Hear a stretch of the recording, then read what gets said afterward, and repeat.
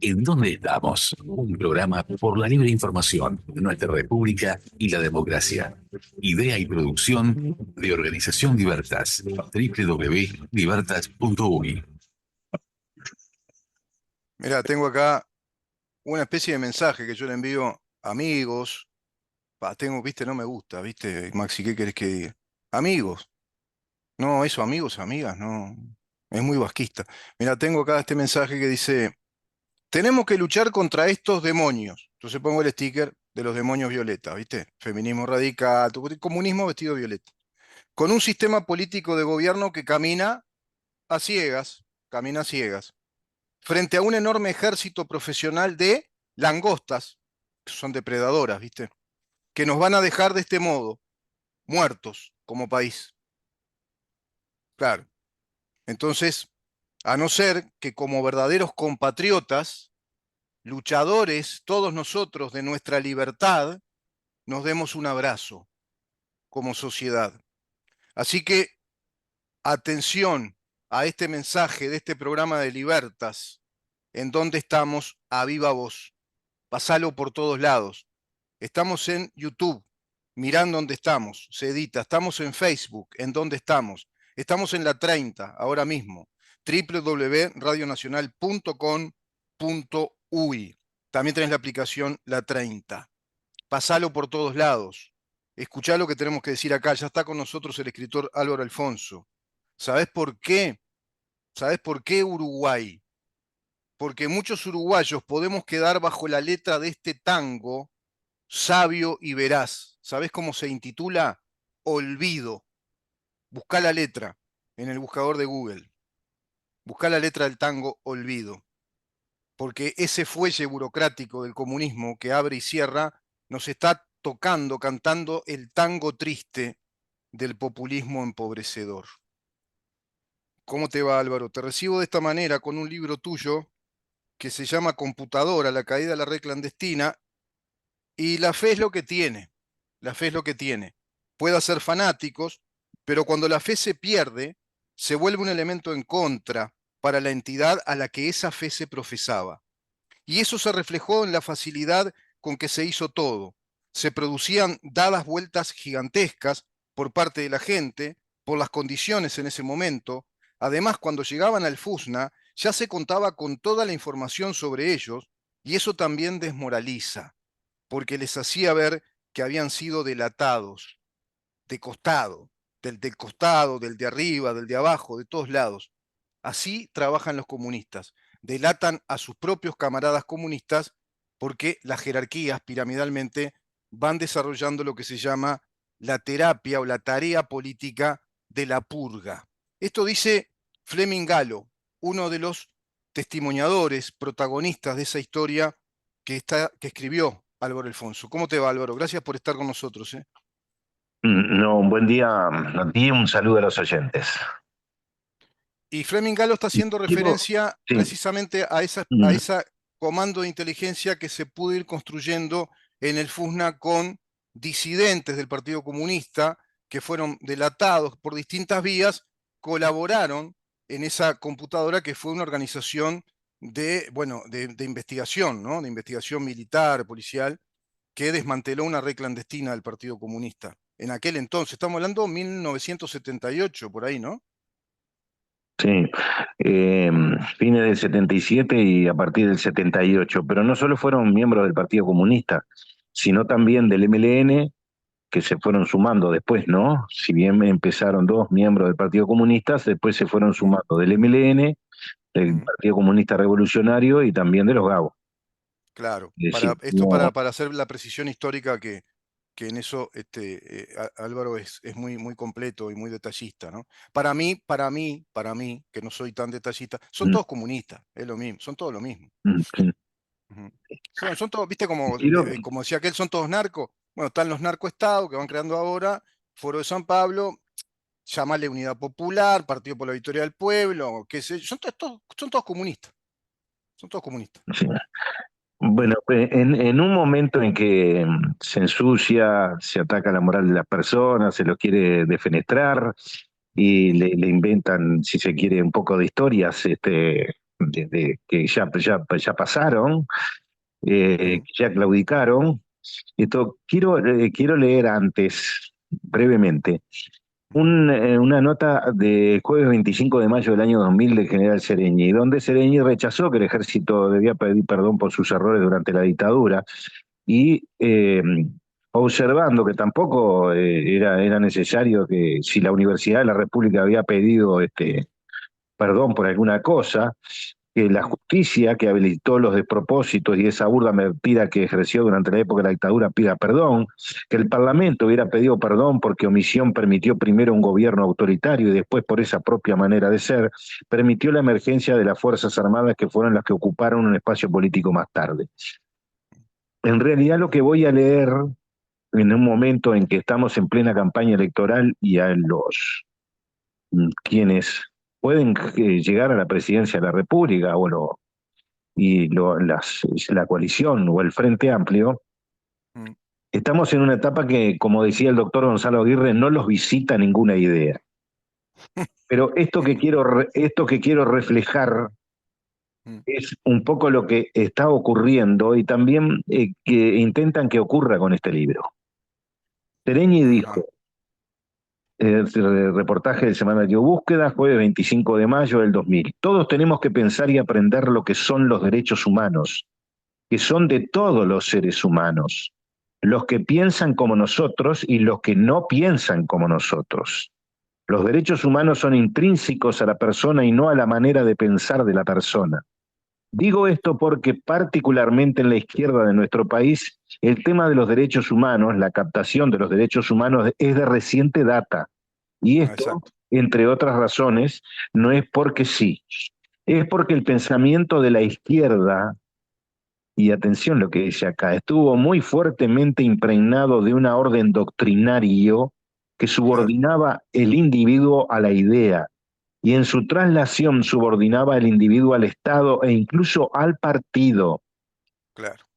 Recién en los últimos tiempos nos dimos cuenta que eso no era así, porque aquella idea llevaba a diferenciar los derechos míos y de mi gente de los derechos de los demás que pensaban distinto, y no es cierto, con la extremidad que me gusta presentar las cosas. Yo señalo, dice Sereñi, ¿no? Sí. Mira, compañero, desde el punto de vista de derechos humanos fue tan brutal el destrato que tuvieron los rehenes cuando estuvieron en el aljibe, se refiere a los 9 miembros del MLN, dirigentes importantes, que de 3 en 3 recorrieron, fueron sacados del penal de Libertad y bueno, estuvieron en unidades militares donde eran trasladados de un lado a otro. Eh, como Pese a que allí había gente que había gente más importante que no estaba, ¿no? Que no Dije, estaban de acuerdo, o sea, importante había una división muy interna en el ejército. que no estaban de acuerdo, que eran más importantes, por ejemplo, que José Mujica. Sin embargo, José Mujica Claro. en Claro, en claro. esa No, lista. no, porque Porque también, Zabalza también están, también. están los episodios que hubo tortura, Sí, pero con desconocimiento de sí, autoridades también del sí, momento, ¿no? Porque sí. hay que aclarar todo Ah, ese panorama, porque no es blanco o negro, es toda una miscelánea, ¿no? Hay matices ahí. Pero es cierto, sí, está muy sí, pero importante, sí, sí que está. Ujú, quiero reflejar lo que dijo Sereñi. Repito, mira, compañero, desde el ujú, punto de vista de derechos humanos fue tan brutal el destrato que tuvieron los rehenes cuando estuvieron en el aljibe, como el ujú, destrato que tuvo Frick Davy, que ujú, tuvo el embajador inglés Geoffrey Jackson, que tuvo Ulises Pereira Rebelbel, eh, muy cercano a Pachicuareco, expresidente de UTE, y otros que sí. estuvieron en la cárcel del pueblo sometidos a las vejaciones. He dicho esto y me dicen, pero es distinto. No, dice Sereñi, aquí está la diferencia que tenemos que superar en cuanto a que los derechos humanos son derechos de todos. Entonces, si son derechos de todos, hay derecho a escribir un libro, narrar la situación y hablar del libro, ¿no? Del Claro. contenido del libro. Ujú, Pero no que el diario El País este, estuvo con la dictadura, etcétera, etcétera, porque si vamos a meter todo lo que estuvieron con la dictadura, podemos hacer una enciclopedia. Y bueno, claro. las cosas que en mi caso se refieren a mí, que voy a utilizar una vieja frase parlamentaria. Cuando había un debate muy enconado, tiro la cadena y sigo. Voy a leer de este libro, del libro Computadora, página 43, para Mm, que vean que lo que dijo Sereñi, y eso del Estado y el partido, mm, es que las mentes estaban aprendidas por esa situación. Voy a mm, leer el testimonio de la esposa de Fleming, Rosa ujú, Suraman Núñez. ujú. Eh, Ella dice, testimonio que está en el libro, ¿no? Porque no es Sí, solo sí, estoy siguiendo la el página. Sí, testimonio, sí, ¿no? Para este libro. sí, sí. Yo tengo Dice, acá, ¿eh? Muestro en ella, imágenes. Acá tengo el libro, ¿eh? sí, Yo estoy siguiendo la página. Ujú, me- digamos, concurrió con otro grupo de jóvenes a la mm, escuela Komsomol en la Unión Soviética a hacer un curso. Y el testimonio de ella es este. Para que vean que un poco lo que dijo Sereñi estaba en ese momento se aplicaba a rajatabla. Y bueno, y hoy seguro que también. sí, Me seguro. afilié a Bueno. la Juventud Comunista porque desde que tenía 7 u 8 años acompañé a mi padre a todos los actos, a las movilizaciones y porque mi padre lo único que hacía era hablar de los beneficios del PCU. Milité en la seccional 11 y hasta 1972 era encargada de recursos ahí, dice Rosa Surarma. Mm, Conocí a mucha gente. Conocí a Jorge Vera, a Graciela Linieri, a Ricardo Calzada, eran todos jóvenes y a mí me parecía que lo que estábamos haciendo estaba muy bien. Cuando me dijeron que había sido promovida para ir al curso del Komsomol en la Unión Soviética, que es una escuela de comunismo, ¿no? Acepté, exacto, sí. quería ver Mm, con mis propios ojos por lo que estábamos luchando en el Uruguay. Me fui a finales del 72 a un curso de 6 meses, 1972. Cuando llegamos a Moscú no hicimos la fila de la gente que iba por diferentes motivos a visitar la Unión Soviética, que venían de otros países. Nos apartaron, nos pidieron el pasaporte y se lo quedaron. De ahí nos llevaron en un coche a donde era la escuela de Komsomol, en un lugar apartado en el que hacía mucho frío. Ahí fuimos conociendo a diferentes jóvenes de Argentina, de Chile, de la India, cubanos, alemanes. Entonces decimos, todos los países, preguntamos, todos los países que tenían buenas relaciones con la URSS. Sí, eso era imprescindible, dice la señora.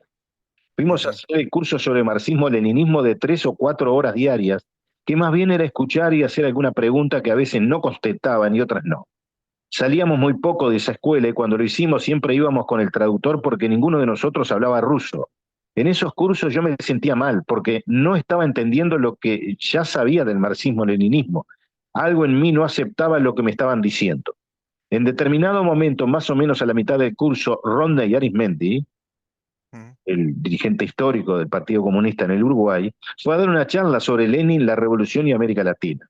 Fundador del Frente Amplio. Y hay un libro, seguro, hay un libro que había estado escrito Ronnie Arismendi, que Mm, cuestiona el accionar incluso del MLN. claro. Sí, dice la señora, todos parados aplaudiendo. Fue maravilloso, con vivas al partido y todo eso, pero yo me sentía desubicada.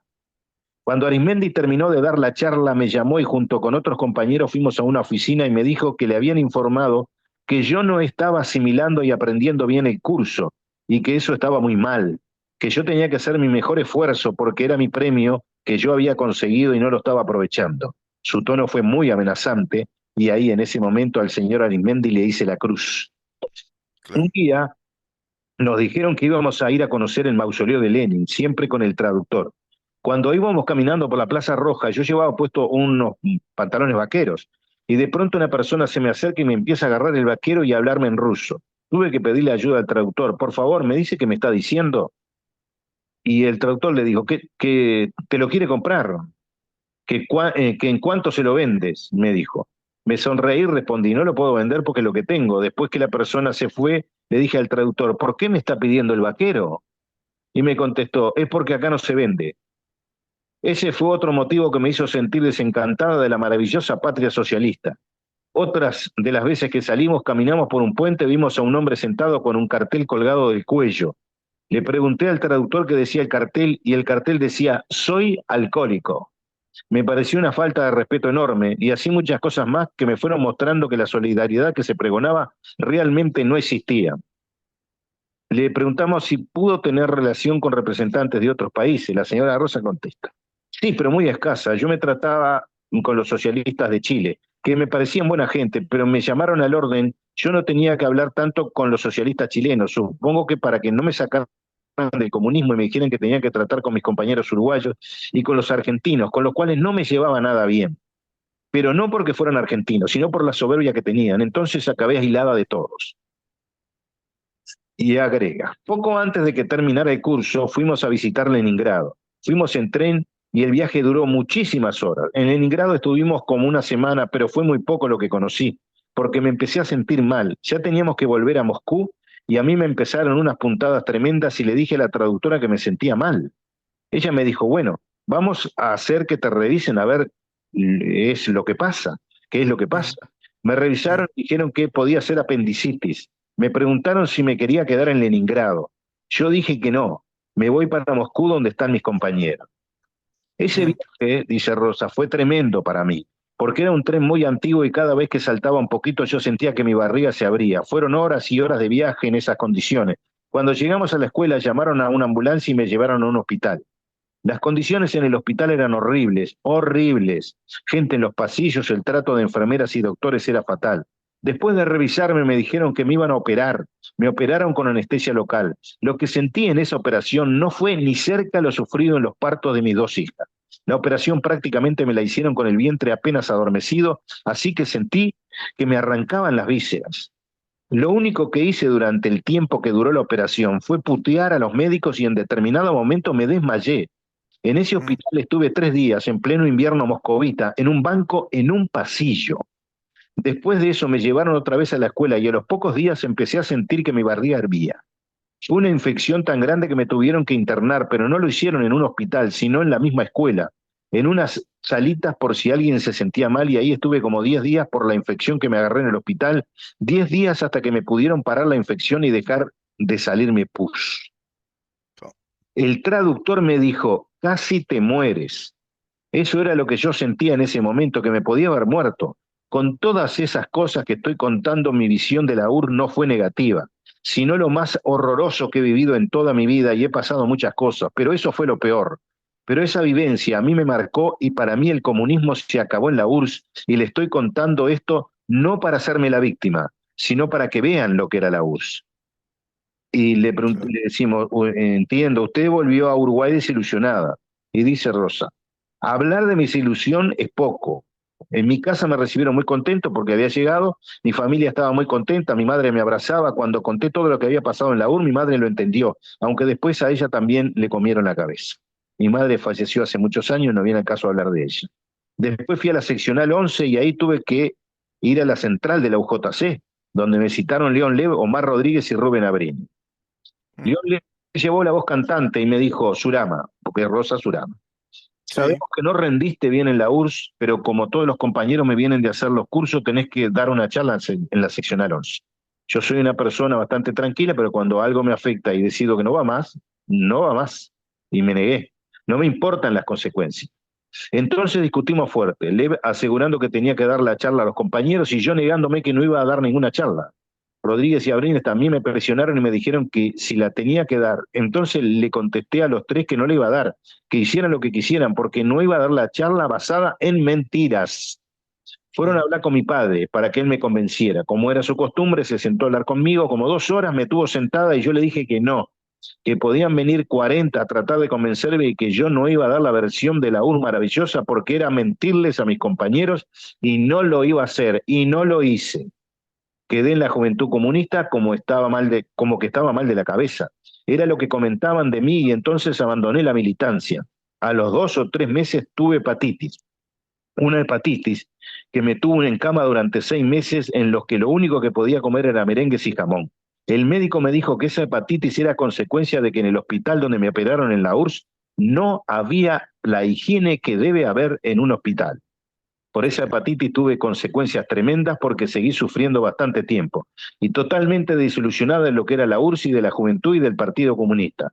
Eso que me quisieron hacer, obligarme a dar la charla, no lo podía admitir y yo creo que si alguno de los jóvenes que fueron a la URSS vieron, igual que yo, lo que era aquello, no tenían que haberse prestado. pero como en la izquierda y en el PSU hiciste la doble cara, digo una cosa y hago la otra, pero conmigo no tuvieron suerte y pasé a ser media pescada, pero no me importó. Al contrario, me sentí libre porque me había equivocado y lo supe reconocer, cosa que muchos no hicieron, empezando por mi prima Graciela Villar, a la que no veo desde el año 76 y en los reportajes que le hicieron cuando quiso ser vicepresidenta, habló de mí, cuando yo de ella no sé ni la vida que tuvo, no sé cuántos hijos tiene, no sé cuántos nietos tiene, pero ella habla de mí y eso no lo puedo perdonar. Más adelante seguiremos hablando. Bueno, y allí en el libro más adelante se Seguro, habla de este tema de sí. Graciela. Este tema de Graciela Villar, que fue la candidata a vicepresidente con el mono Daniel Martínez, que se pegaba en el pecho y bailaba una cosa horrorosa con la viejita al lado que nos mentía diciendo que ella era psicóloga social. Tan burra que manifestó que era licenciada en una disciplina de estudio que no es una carrera. Hizo la misma de Raúl Sendic. Sí, yo soy licenciado en, ¿cómo era? Genética humana. No, señor. Genética humana es una disciplina que se estudia en la medicina, en la biología. Es como que yo te dijera, Álvaro, soy licenciado en Derecho Penal. No existe, Rubén. No me mientas porque Derecho Penal es una materia de la abogacía o notariado de las carreras del derecho. El título de la carrera no puede ser nunca ser licenciado en Derecho Constitucional. Bueno, hasta en eso son burros, ¿no? Graciela Villar, eres prima de esta señora que dio esa confesión, ese testimonio del horror que vivió en la Unión Soviética, sumando a tantos testimonios de ese horror que ya había previsto en su obra genial, que voy a empezar a compartir con ustedes, que se llama Los chanchos en la granja, de Orwell, que prefigura todo este horror del totalitarismo comunista que acaba de narrar brillantemente Álvaro Alfonso, desde este libro intitulado Computadora, la caída de la red clandestina del PSU. Yo te diría que no tenemos que decir muy recomendable, es necesario leerlo. Es más que recomendable. Recomendable queda medio paquete, ¿viste? Parece esa cosa fifí de la confitería. Es muy recomendable este libro. No, es necesario porque acá hay documentación firme directamente desde la fuente, desde los protagonistas, que rinden testimonio de los horrores que vivieron por dentro del Partido Comunista del Uruguay, que hoy nos metió en este horror de la desconfiguración del Estado de Derecho, dividiendo a la sociedad con derechos humanos ideológicos, que yo le llamo izquierdos humanos. Pero está impecable ese testimonio que nos leíste, Álvaro, porque creo que es importante que los uruguayos despierten realmente, que entiendan ante qué fuerzas estamos, muy oscuras. Y esto termina mal, ¿eh? Como está pasando en Venezuela, no es exagerar, no es del ultraderechista muyano que te exagera, no, porque capaz que muchos dicen, che, este se parece a Heber Pinto cuando decía que van a venir los tanques de rusos. Sí, ya están, está lleno de ejércitos clandestinos. ¿Qué se creen que fue la investigación de Fossati de los pasaportes truchos, falsos rusos? ¿Qué es eso? ¿Por qué quedó en la nada? ¿Qué pactó ahí Mujica con el presidente? Que se hizo el bobo, el chancho Rengo precisamente, en ese chiquero de los chanchos. Impresionante, Álvaro. Me, me- me- Que, me quiero- gustó esa quería frase que dijiste comentar, recordando a Gonzalo Aguirre de que no los visita una idea. Muy bueno. no, bueno, la repetía muchas veces el doctor Gonzalo Aguirre, vicepresidente Sí, de la República 90-95, sí, que después como no fue electo, ayudaba a redactar las leyes, aunque claro, era miembro del Parlamento, claro. eh, porque después no dimos el gusto de redactar leyes con falta de ortografía, pero eso, bueno, Bueno, eso no sí, pasaba sí, en aquel momento. Y sí, hoy vemos un parlamento que es, bueno, en realidad el reflejo de la sociedad se ve en todos lados, ¿no? claro. ¿Por qué no verlo también en el parlamento con quienes eh, se postulan por los diferentes partidos a la presidencia, vicepresidencia, etcétera, etcétera? Exacto, ¿No? Ese es el reflejo de que tenemos hoy en la sociedad. exacto. Es así, Lamentablemente es así. es así. Es Es como así. aquel aviso de Coca-Cola, es así. Es así, exacto, Y exacto. te quería Vos, decir que computadora, ujú, tú me preguntabas, fue formalizado en el año 78, pero ujú, los primeros acuerdos entre Patrone Gallo y el capitán Trócoli de la Armada, Sí, fueron en el año sí. anterior, en 1977, en pleno Ah, apogeo perfecto. del trabajo de una docena de presos que se sumaron en aquel momento al pseudo enemigo, es decir, con el objetivo de acabar con la red clandestina del Partido Comunista en el Uruguay. Exacto, Bueno, de exacto. todos esos papeles que habían amontonado allí, se empezó con esta historia. Y, Ujú. y bueno, en los hechos se quiere desacreditar Sí, ya con guarangadas, porque lo que hay a mí me gustaría que contestaran lo que hay acá en el libro, ¿no? Todas las cosas que se... y claro, y además que muy importante, muy importante, digamos, y da un asiento, ¿cómo te puedo decir? Un asiento de petición de principios sobre los derechos humanos, todo lo que nos leíste de la declaración de General Sereñi, ¿no? Es muy redonda y brillante lo que dice Sereñi. Los derechos humanos son de Sí, sí, todos los seres humanos, ¿no? Son de todos los seres sí. humanos. Ahora, los Tengo, derechos humanos, cuando los si tengo un minuto. perfilaron, ¿sí? Mm. Solo quiero decirle a los que nos siguen, para que tengan dato del libro, que el desarrollo de computadora fue durante el proceso que se operó en el FUSNA, dependencia de la Armada Nacional. Se reunieron 16.017 fichas de detenidos y requeridos. Además, se acumularon 2.767 fotografías de miembros de los partidos políticos, organizaciones guerrilleras del Uruguay y en el extranjero, sindicatos, gremios estudiantiles, la masonería, la juventud uruguaya de a pie también, tuvo la JUP. Es decir, esto era un trabajo de inteligencia respecto a todas las organizaciones terroristas, incluso acá de ultraderecha, y Tradición, Familia y Libertad, entre otros, para que quede claro. No era una operación de terroristas de Estado que procuraron, tomando unos whiskies, hacerse del poder y cimentar una doctrina ideológica, porque eso no pasó en el Uruguay, y no se niegan a matar por las dudas, haciendo barridas como se hacen en Venezuela, a matar por las dudas para meter miedo y amedrentar, que esa es la tipificación de terrorismo de Estado, según el Estatuto de Roma, que entra en vigor recién a partir del año 2006 en Uruguay, hacia el futuro, no hacia el pasado. No se puede por un principio del derecho penal, de la irretroactividad de la ley penal inexistente en el pasado como tipificación concretamente. Quería decir eso porque para que la gente tenga claro de qué se trata esto, computadora, y por qué lo de Fleming Galo que hablamos y la esposa, porque eran los colaboradores que dieron información y trabajaron en la pesquisa de la información desde una inteligencia conformada ahí en el FUSNA en ese periodo.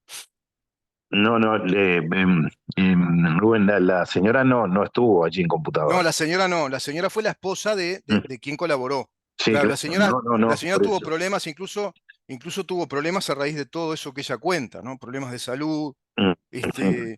Acá hay una foto de ella cuando estaba en la escuela del Komsomol en 1972. Su cara refleja el desencanto, lleva la camisa roja, ella integraba en ese momento la UJC, ¿verdad? Y todavía estaba convaleciente. Rosa Surama es Sí. esposa de uno de los que colaboraron en esa computadora. Ujú. Em, ¿Tú sabes de dónde sale terrorismo de Estado? El terrorismo de Estado es una configuración penal que se le No, ocurrió a Benjamín Ferenczi, no, no. allá, Sí, sí. sí, no, no, ¿Te no, pero acordás cuando ¿de del dónde genocidio sale? que, sí, que el arma ¿Pero de aquella dónde? fiscalía del juicio de Nuremberg, sí, de Nuremberg? Mm. Sí, sí, sí, pero ¿de